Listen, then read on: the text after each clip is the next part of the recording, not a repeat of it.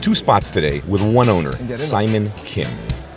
PIORA, a real charmer in the heart of the West Village with killer food, and then Cote in the Flatiron, an over-the-top Korean steakhouse / barbecue with amazing banchan side dishes and prime dry-aged meats exclusively. The galve. Oh. I'm Mike Colameco, industry insider. Been in the business my whole life, and I know what it takes to succeed. Each week we'll take you into real kitchens, filmed in real time. Backstage passes to a day in the life of chefs, restaurateurs, and their teams.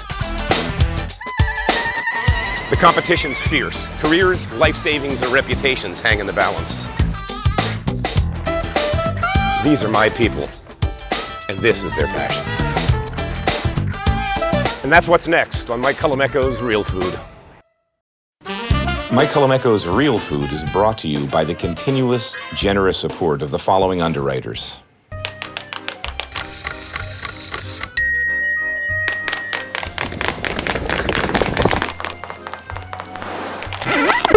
Extra virgin olive oil from Colavita, an Italian family brand. Rachel Ray's signature specialty food line, designed for preparing meals at home.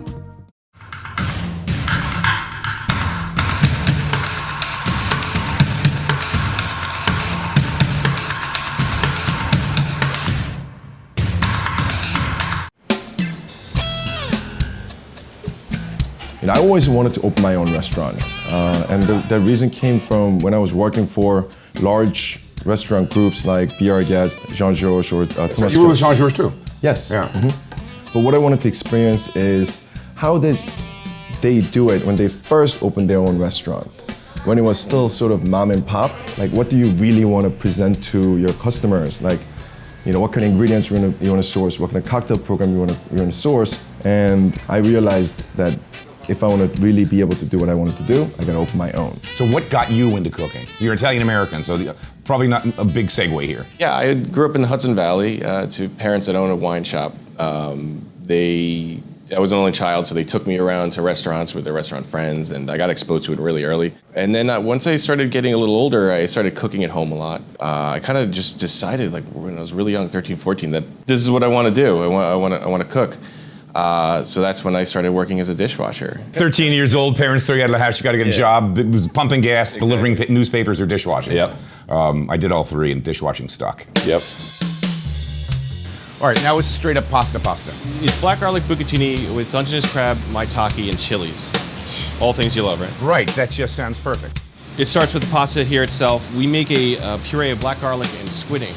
And this is the liquid medium that's in the pasta that we extrude out. And we started out with sliced garlic, just a little bit of olive oil. I don't really want to color it. I want to poach it. So we really take the time to poach and cook it out. So you're getting that garlic flavor into the oil. Yeah. You ever seen Goodfellas when they shave it thin? So it melts in the olive oil. Same kind of concept. And once it starts really bubbling, I actually take it off the heat. And that's when we add the scallion bottoms. Next, some julienne Fresno chilies. And these are the maitake mushrooms. They've been charred on charcoal and then hand chopped. At the same time, I'm gonna drop my pasta. So we have the clean picked crab. We get these in live every other day. Break them down, boil them off. We use that liquid as a crab stock. We cook the pasta in the crab stock. The innards are pureed and turned into a finishing thing we call crab butter. So we use everything in the whole entire crab. And that's from the crab shells. Yes, this is like a crab stock. So about now is when I'll add that. And now it's going to continue to cook another 40-50% in there. Whenever you're marrying a pasta like this, don't let it clump up, don't let it sit too long. Spread it out and keep tossing and moving it. Let the starch move around. Yeah. We can start the emulsification process. Butter.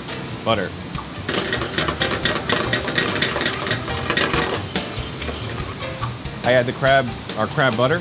This is all the head, the tamale, all that. We steam it off. So it sets much like flavor. a custard. Yeah, this is what really makes this dish. And right on top of that, I add our crab right at the last second. It's already cooked, so we're just bringing it up to temp. Yep. We pull it off the heat, and we aerate it. That kind of cools it down, sticking to the pasta, coating it. If we went straight into the bowl, it'd kind of fall off. It's a hand motion I teach to all the cooks to roll it. Don't squeeze the pasta. Hey, look at all that goodness on the bottom of the pan, man. Yeah, that's gonna go right on top, sort of like a ragu of all of those ingredients we just did. Pour that down. Hot damn. Then, the finishing touch is the scallion tops. So we use the bottoms in the beginning, so we use the tops, and we just kind of top the pasta, and voila. Bingo. There it is. This is like the perfect oceanic, kind of briny. Even the crab meat itself. Oh man, it's the kind of dish you dream of. Really. Yeah. You just can't take that off the menu. There's no way. No.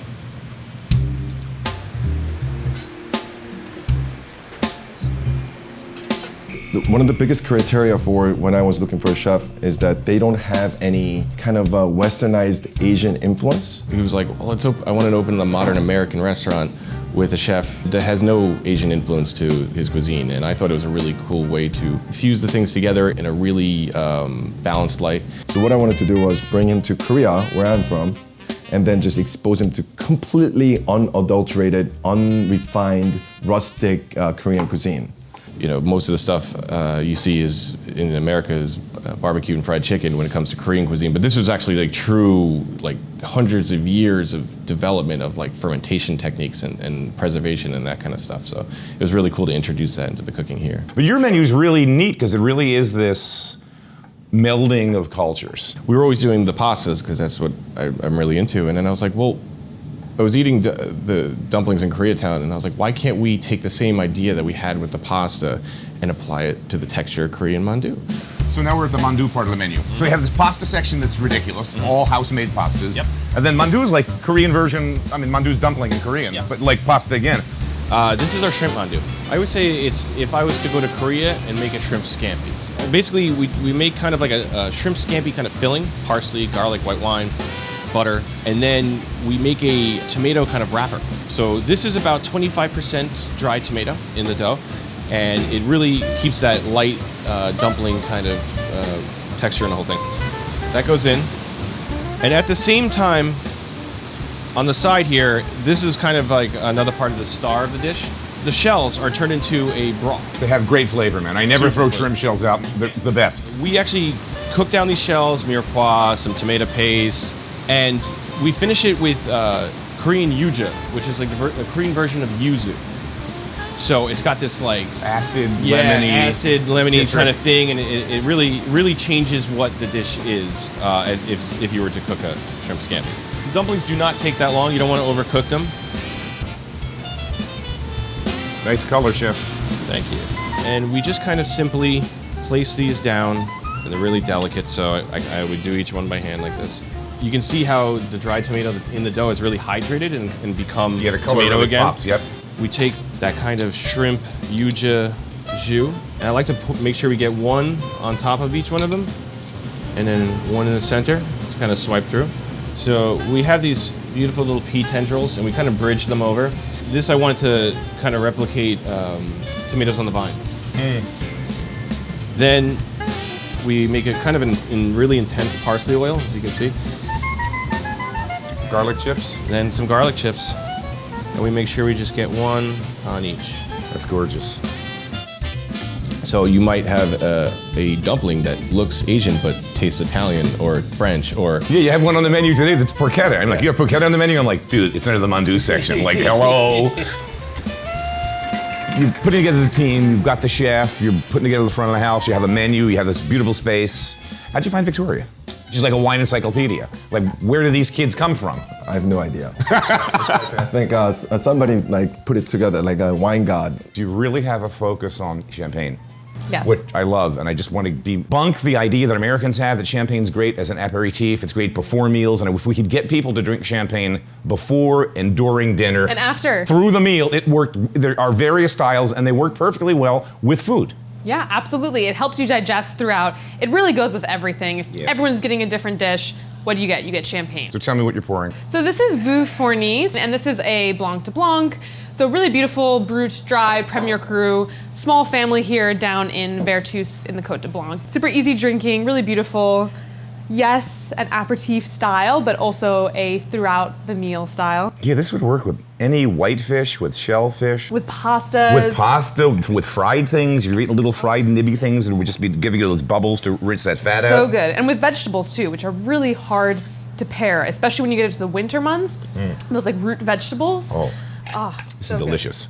So tell me about this rosé, the provenance of it. Where's it from? What are the grapes? Yeah, absolutely. So I wanted to pour this one because it's a bit of an unusual style of rosé. It's made in the old method, and this is great with those heavier winter dishes as well.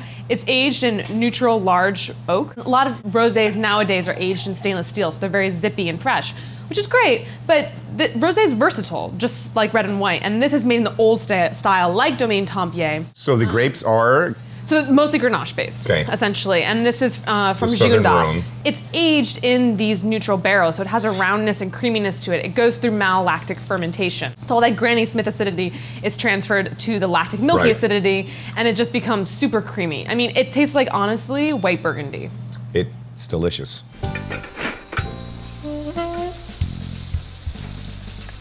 So one of the challenges building restaurants in New York is everything. And kitchen's not the least of it. You don't make money with big kitchens. You make money with dining rooms and bars, right? So where I'm standing, this is where we did the demos, this is the kitchen. That's the hot line, that's the hood, that's makeup air, and it's a perfectly beautiful kitchen. Really nice, adequate size. This is the kind of thing I'm used to seeing in New York. Except this isn't even the beginning of it. This is like a fifth of the kitchen. The kitchen in this restaurant is the entire footprint of the dining room. It runs from the front of the building to the back of the building, and it's just paradise for the chefs. Built by construction guys, so they tweaked it out. There's 2 hoses in this kitchen that have 180-degree water, direct hot water from the hot water heater, no cold water blended in. That's for cleaning up at the end of the night. This floor's got some kind of beautiful finish on it. I don't know what it is, but it's really easy on your feet and it's non-slip. And it's graded so that every single drain actually drains out. I mean, who does that in New York? So you get done at night, you close everything down, you hose it off, you scrub it, you mop it, you clean it. I mean, it's good to go. This is a dream kitchen. So all you industry insiders that are watching this go, yeah. Oh, and he's also got air conditioning in here. Seriously? Great, great kitchen.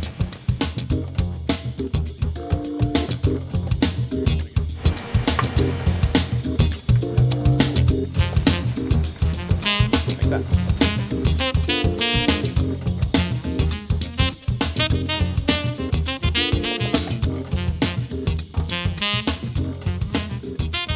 We're doing a mushroom vegetarian entree.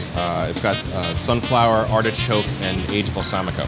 So we take 3 different types of mushroom. We have a royal trumpet that's in confit and olive oil. They have a very meaty texture. Yep.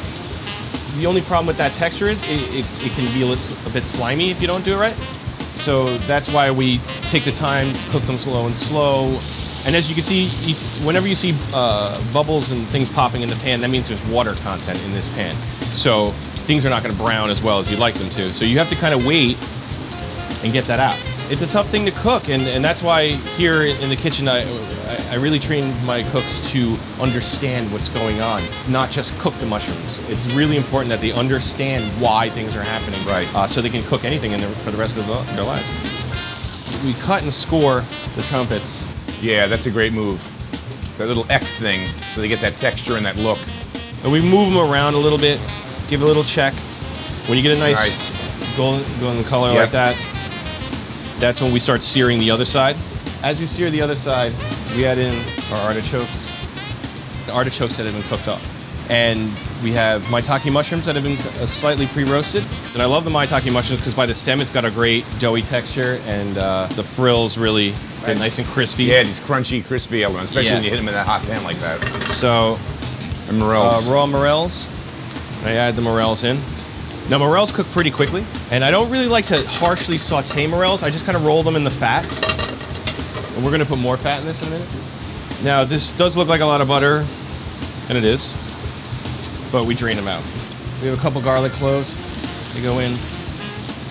Fresh thyme. Yep. So you can see we treat it like meat. Yep. Just like you'd be cooking meat or fish in a pan. That's it. Once they're all cooked, I can tell those morels are ready. This is where a bit of the magic happens. This is a double fermented soy sauce we make here. It's powerful, so we put a little bit in, and then we drain it really well. Okay. We're going to start the plate with a little bit of fresh whipped ricotta blended with a sunflower seed puree. And then we start to layer things, and we kind of make like a bit of a forest scene. Start creating these great chewy textures. So this is 25-year-old balsamic. I transferred to this container so I have better control over it instead of just pouring. Also helps with portion control. Yeah, stuff ain't cheap. And then to finish, simply, we have some really nice sunflower shoots. They really taste like sunflowers too. It's amazing. Yeah. Chef, let's do some damage here, man. There's no way we're letting this go. You can just feel the texture of these mushrooms too, man. Like, to your point, like this. Just use my fingers. Can I do this? Yeah, just go for it. It's just crunchy and meaty, and that mystery soy. That makes me very happy. Awesome.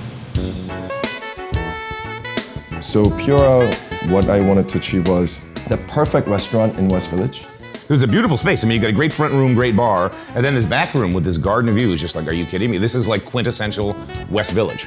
There's definitely some affluence here as well as sophistication, but people are more relaxed. So how do I combine that together was the vision. Genuinely, like, I want to welcome you to my table and just like have a great time. And I thought that could work, and it worked.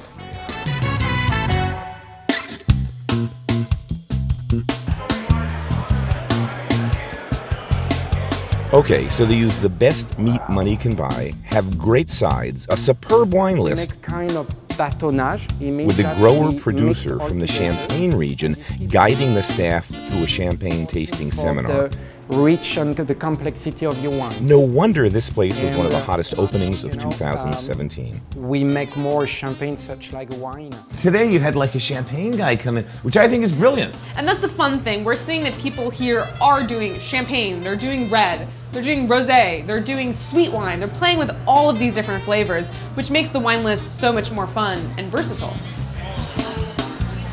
So whereas PIORA is the jewel box, the more Michelin Star, you have champagne, rosé, white. Korean food and culture is different. You just have like a plethora of beverages in front of you. Just like you have a ton of little bites and dishes. What you want is to be able to experiment with these different wines, these profiles, and all of these things really enhance the flavors. It's a really fun program, and people are really enjoying playing with all of these different wines and also all the large formats. You can see here we have all magnums and 6 liters. This is what you should be drinking in these environments where it's just 6 people at a table Or 2. chowing down. Or 2. Yeah, they say the magnum is the perfect amount of wine for 2 people if one person is drinking. Say that one more time. The Magnum is the perfect. Magnum is the perfect amount of wine for 2 people if one person is not drinking. From God's lips to your ears. No one's done this yet where you're doing like a Korean barbecue with a full-on wine program and dry aged prime meat. When did that like go on? I like primitive things. And Koreans, we gather around, kind of like caveman style, right? There's the fire, there's a catch, we grill it together, and we break meat as opposed to breaking bread together. So when that kind of like that struck, I was like, why don't we then marry what New York is known for? Big wine list, refined experience, quintessential New York location of Flatiron. So that vision kind of came about 8.5 years ago. And here we are. David, last time I saw you, you were sweating in that corner, working that, was it like wood fire grill? Yeah, wood fire grill. At M. Wells. Yep. Before that, you were, tell me, you were Robichon, then what? And I was at Veritas and Grand Mr. Tavern. I mean, hell of a good resume. So now we're like at a Korean steakhouse, and I'm sitting in this room. You just can't fake this funky, delicious smell. I mean, And then I know you can't see it quite well, but all this trim, it's hanging up top as the fan blows. So it's like scraps, bone scraps from service, and funk heaven, man. it's just like hanging out, and it's Downstairs, you have it streamlined where it's banchan assembly and butchering. butchering. And then the customers get to play with it, except stuff like this. This is coming from the kitchen. This is our flue crudo. What we do is we cure it for about 14 minutes, equal parts sugar and salt, so that Just to like firm it up. firm it up and draw sweetness and the saltiness. We want it to be like chewy, like gum-like. So in order for us to do that with not a live fish is curing. And then it brings flavor, texture, and a whole lot of deliciousness. You just nailed this. I mean, this is... You're killing me. It's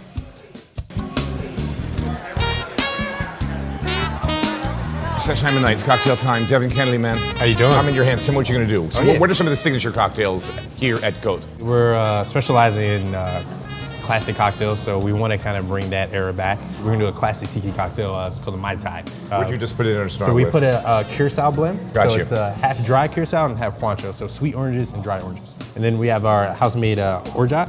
Which is this almondy thing. Yep. Almond syrup, lime juice. And then we're gonna do a blend of rums. So we're gonna use a French rum from Nice in Martinique. Super grassy, super funky. And then we're kind of balancing it out with a Venezuelan rum from Diplomatica. That one's a little bit more supple, a little bit more caramel flavors. And here you go, sir, the Mai Tai. Thank you, thank you, thank you. Cheers. It's clean, it's acid, it's fresh, it's herbaceous. I mean, you'd almost think it's like good for you, almost. It's like, I like to think of it as escapism in the glass. You know, it kind of transports you to, you know, for the French Caribbean or something like that. Could have been my line. He's good. I like that. Escapism in a glass, indeed. Here on 22nd Street. Like most of the cooking, if not all of it's taking place tableside. There is a ceramic charcoal. You can see that glowing in the middle. It's red and it's hot. Exactly. So you can actually cook a 2-inch steak on top of this. And so it creates a radiant heat through this ceramic charcoal, and all the smoke gets pulled down. So here we have a piece of dry aged beef fat, and I'm just gonna go ahead and lightly season. So it's got like a little fat surface on it now, so nothing's gonna stick. Exactly. We have 4 different cuts. First, you will have a fresh, leaner, but very flavorful cut. Skirt steak.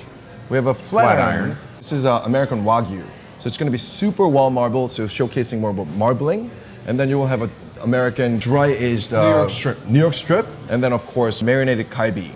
So that's going to be basically 4 pillars of our menu meat selection. So you ready? If that's skirt steak, it's got to be rare, medium rare. Cheers. Cheers, man, is right. Cheers. And who doesn't love skirt steak's like one of my favorite cuts. Oh man. It's beefy, it's salty, it's fatty, it's everything just, that's ridiculous. So we're gonna go into Flatiron. Isn't it after the filet mignon the second most tender piece of meat? It is. I think people get turned off because of the sinew in the middle. The chef geniusly cuts it in the middle, this sinew area. This will touch the flame itself and crisp up, so it's chewable. I think that might be ready. I think it is ready. Yeah. What do you think? So chef, tell me, what am I looking at? So that's house pickled sesame leaves. It's cold pickled for about 2 weeks, and it still has a crisp. It's so rich in flavor. It's like really like meaty and dark, and it's not bitter, and it's delicious. So imagine making a wrap with that. With your fatty beef. Yeah, I can. Can you bring us like 50 more of these? So I believe these are about 40 days dry aged. New York strip, so it's got probably like a lot of funk. Sounds like paradise. The meat is ready. All right, let's go. Yeah. You smell it, you know? Yeah, that smell of that walk-in downstairs that's the PIORA.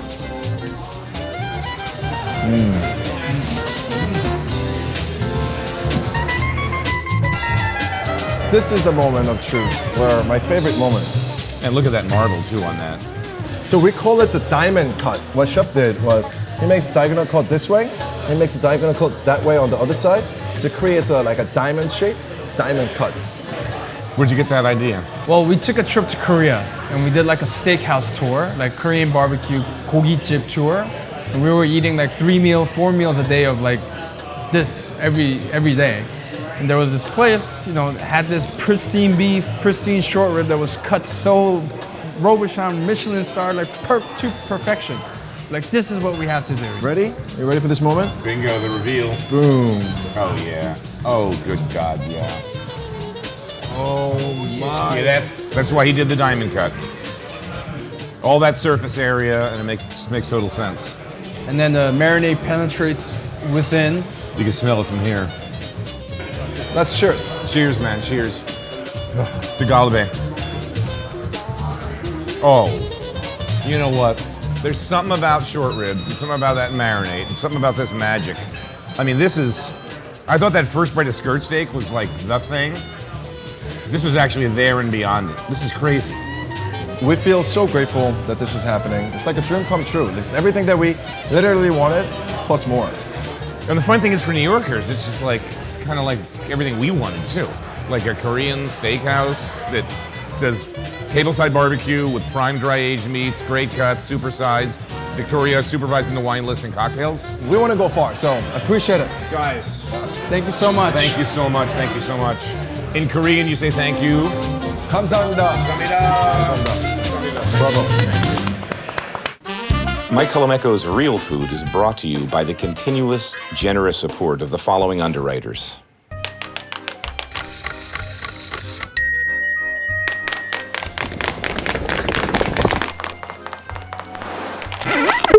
Extra virgin olive oil from Colavita, an Italian family brand. Rachel Ray's signature specialty food line, designed for preparing meals at home.